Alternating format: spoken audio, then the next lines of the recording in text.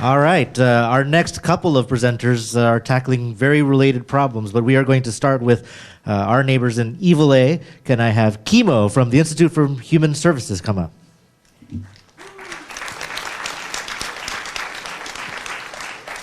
Aloha kako. Clicker.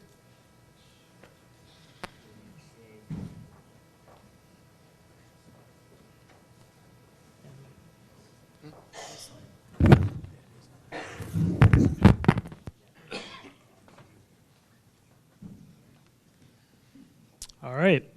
Aloha, everyone. My name is Kimo Carvalho. I am the Director of Community Relations for IHS, the Institute for Human Services. For those who don't know, we are Hawaii's oldest, largest, most comprehensive human services agency focused exclusively on homelessness, on ending and preventing people's homelessness. And what I'm here to pitch today, or the challenge, is actually, it's a response tool that we desperately need in our community. And let's see how this works. The challenge. And so here's the challenge I pose today. Can you help homeless outreach teams, which is run by providers like IHS, actually respond efficiently to your referrals being inputted into IHS or into some kind of database that allows us to actually know who they are, where they are, and how we can actually respond effectively and efficiently. So why is a mobile outreach tool important and it's needed to address Hawaii's homelessness? Well, there's actually a very high demand. This last year, we received more referrals than any other fiscal year prior. And currently, we get referrals from emails, we use our website, we promote phone numbers. We actually been receiving a lot of community referrals from hospitals, medical centers, businesses like security guards, hotels, condos, parking lot, security types. But basically, information is coming from so many different sources, and it's nowhere as it's central. It's actually not going into a central database, and there's actually currently no mobile tools available to actually equip you, the community, to actually provide us with real-time information that allows us to respond real-time. Number two, homeless don't just sit in like the same place. They actually migrate, or they actually move around.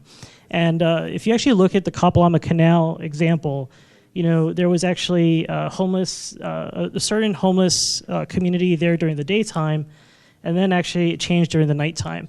And actually understanding these dynamics really allows us to, better respond. We actually know how much front-end services really is needed, so how much outreach personnel, how much time we have to put into it, and on the back end, what shelter resources or what housing resources we really need to design. So we're actually looking at, doing environmental scans, understanding who's homeless, what they need, and what we actually need to plan to actually get a response going.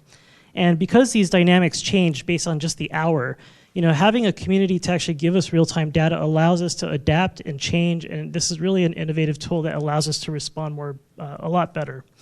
And number three, in a future market, currently our homeless outreach team, if they're standing here, they would say, we know where our clients are. They actually really only migrate within, 1 to 2 mile radius. But in a future market with rail, you actually have a more transient homeless population that can go from Waikiki to Waianae within an hour or two. And that actually means we need to be equipping you, the community, with better tools to actually give us live information that allows us to respond. Believe it or not, a lot of our clients, while Blue Jay Wireless, the Obama phones have been really necessary, it actually doesn't allow you to have a lot of minutes. Oftentimes they don't have smartphones. And so, they're not actually able really to give us this kind of information. So they're using, the referral systems that I mentioned earlier, but we really need the community to give us a lot of these referrals as well. So what is a mobile outreach tool? This is, so nationally, there is, kind of like this 911 response system. And when we did some assessments and research, there was about maybe 100 or so cities throughout the nation that actually had 911 type of response tools.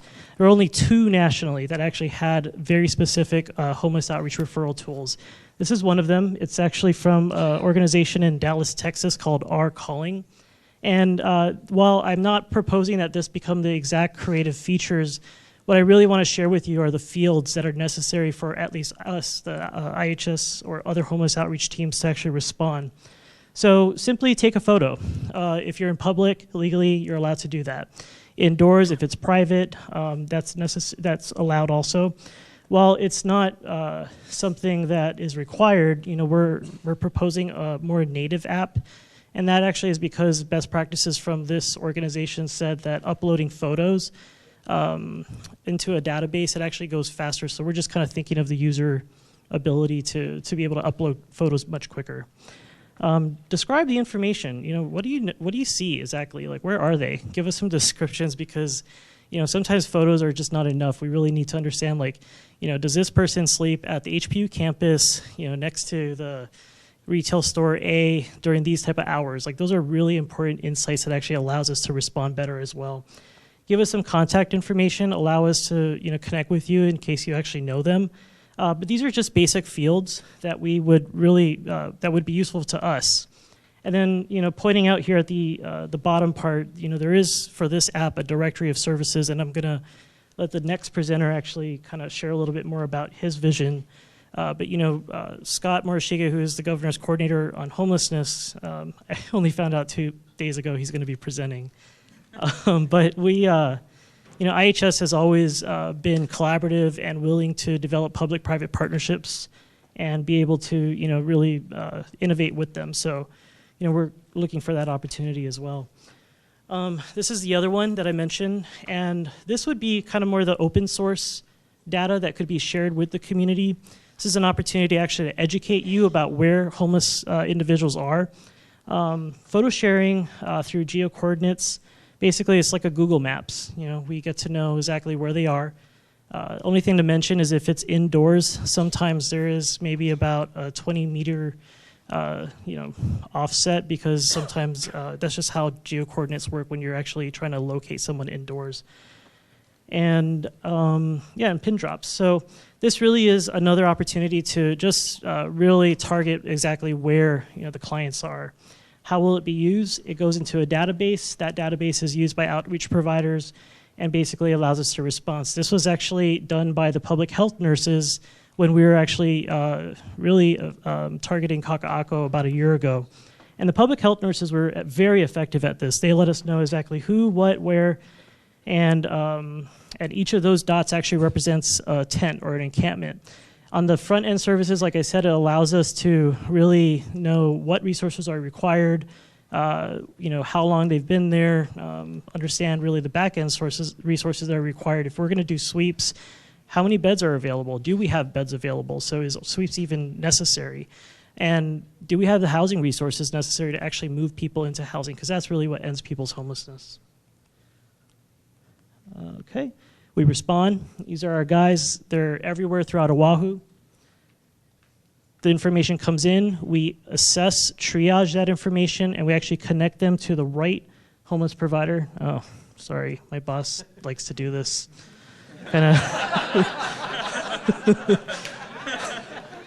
She's very visual. This part you don't have to worry about, because this just kind of exemplifies the complexity of what we do with all that information. We actually basically connect every homeless individual to the appropriate resources and navigate them into housing in some kind of way. It is a complex system, and basically you don't have to worry about that. What you have to worry about is give us the information so that we can do this. So this is the challenge, basically helping us with referrals so that we can actually respond efficiently to those experiencing homelessness. You can be part of the solution, and then you can help out cute little kids like this. All right?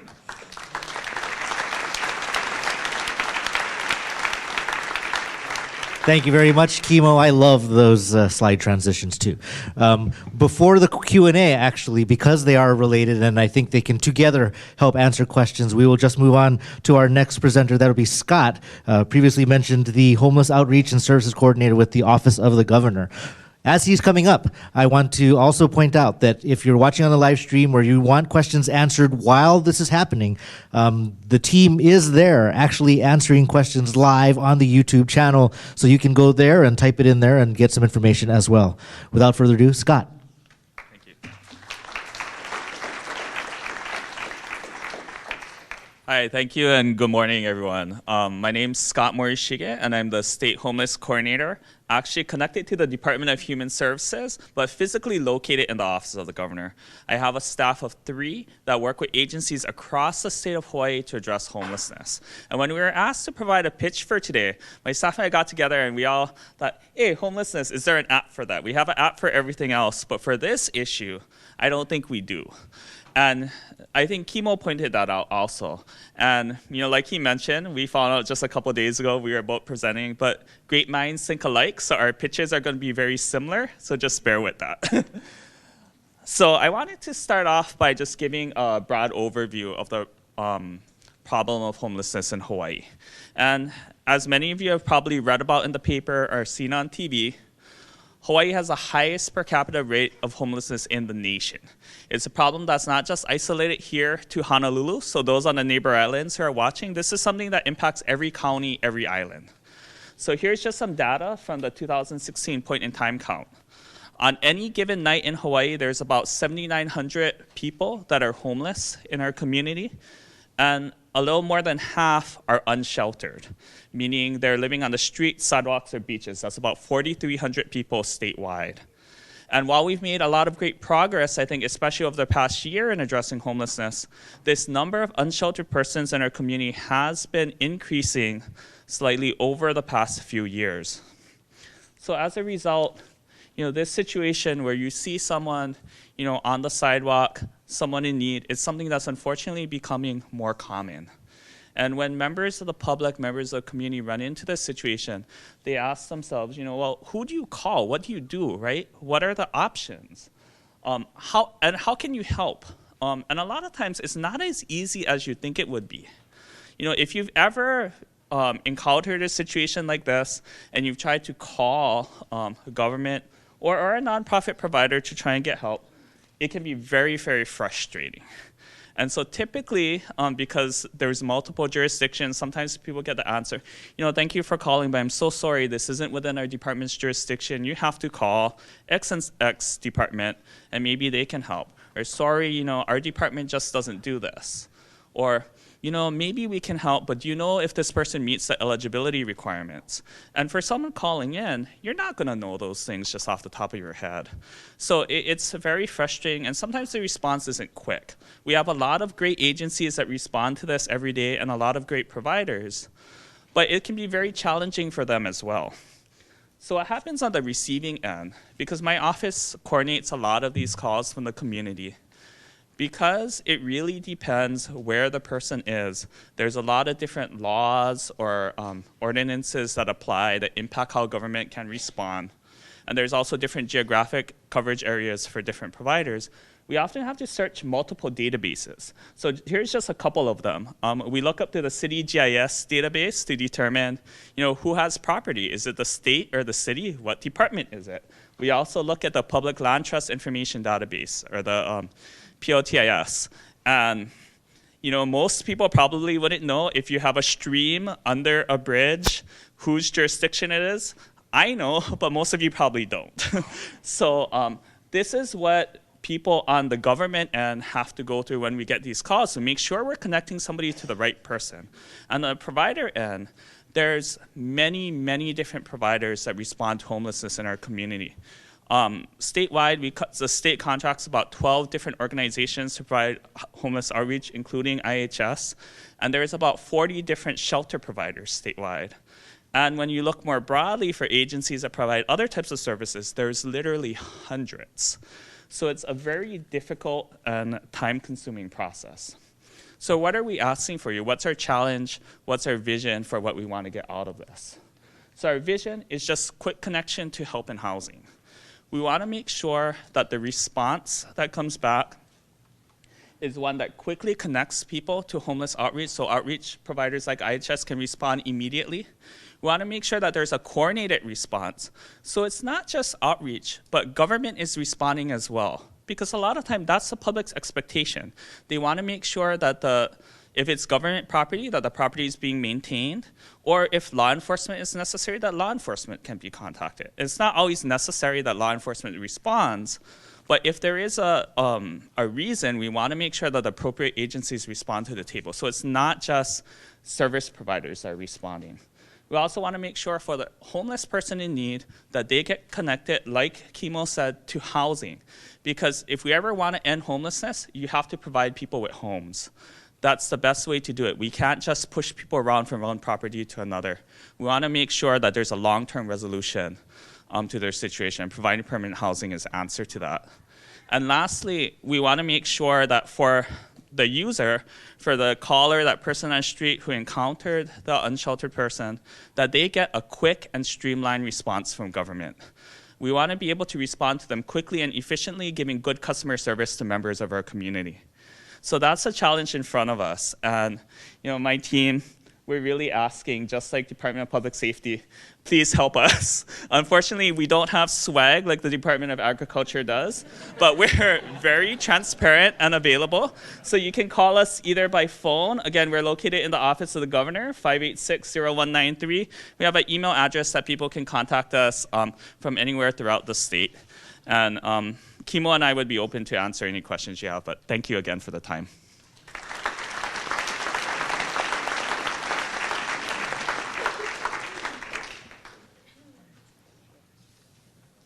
All right, and if we could have any questions for both of our homeless agencies.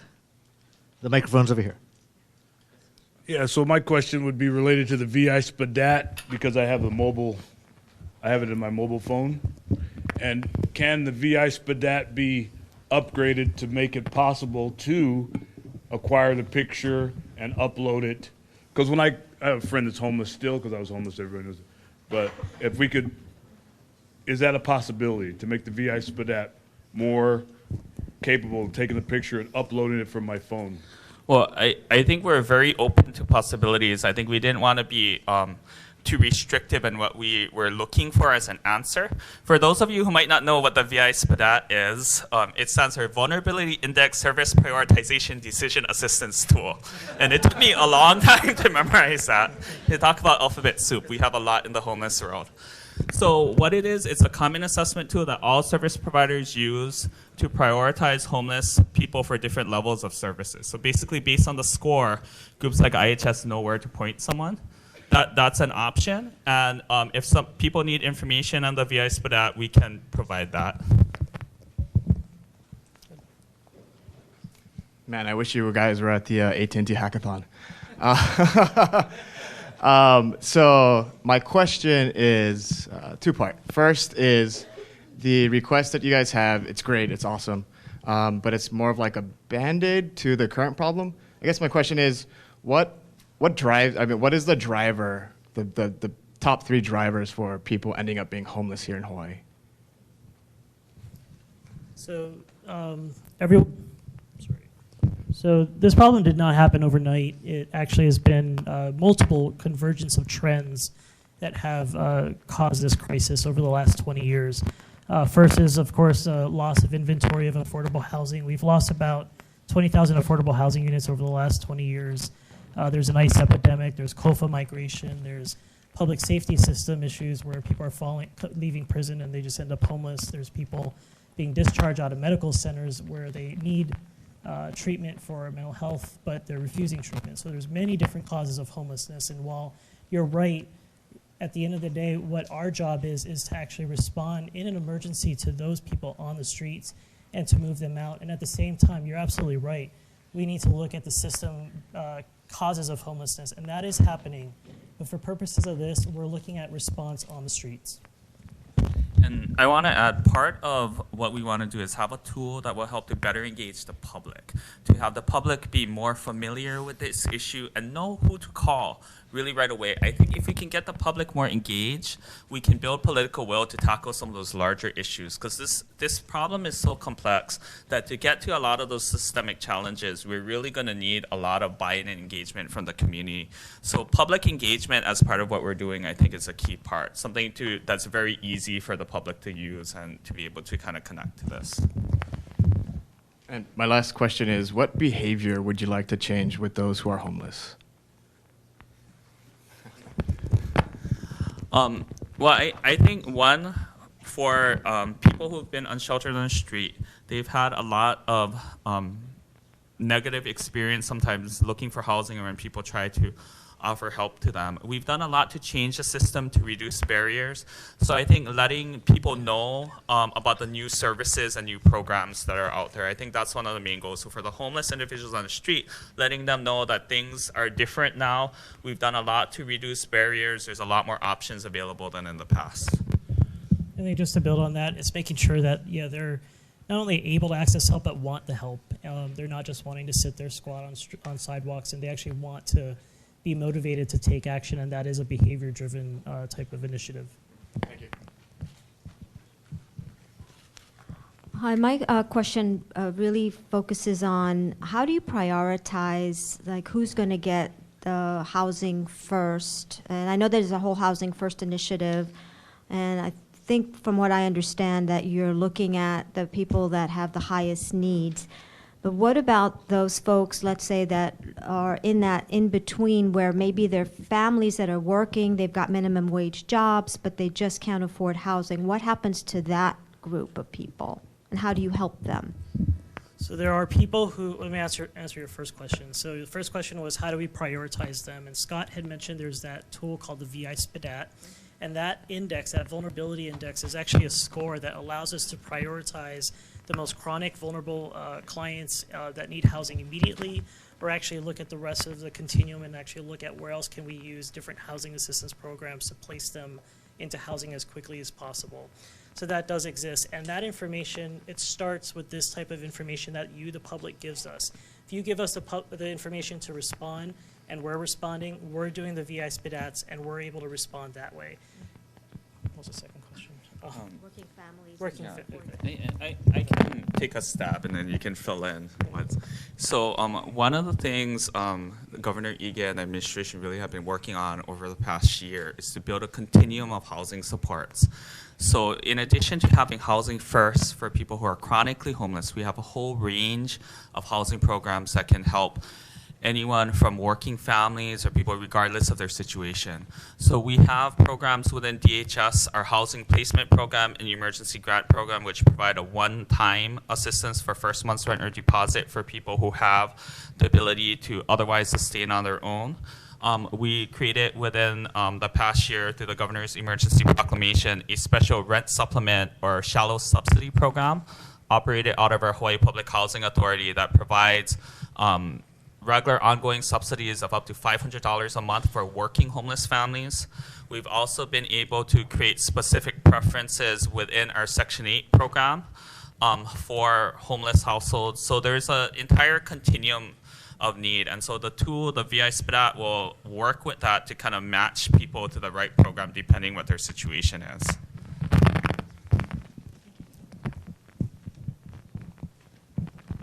You guys might just touch base on what she just asked for the previous question. I was wondering if you guys can briefly go over your response process, because you said that your data is not consolidated into one source.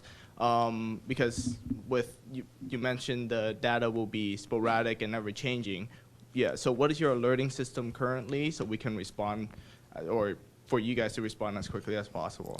Yeah. Currently for IHS, we have a very robust internal database system that allows us to collect a lot of information from, this VI SPDAT information that we're talking about, the types of people coming through our shelters, types of people in housing, and we are able to consolidate all that information, and then we work with other providers through what's called our Partners in Care to upload all that information into what's called a Homeless Management Information System database.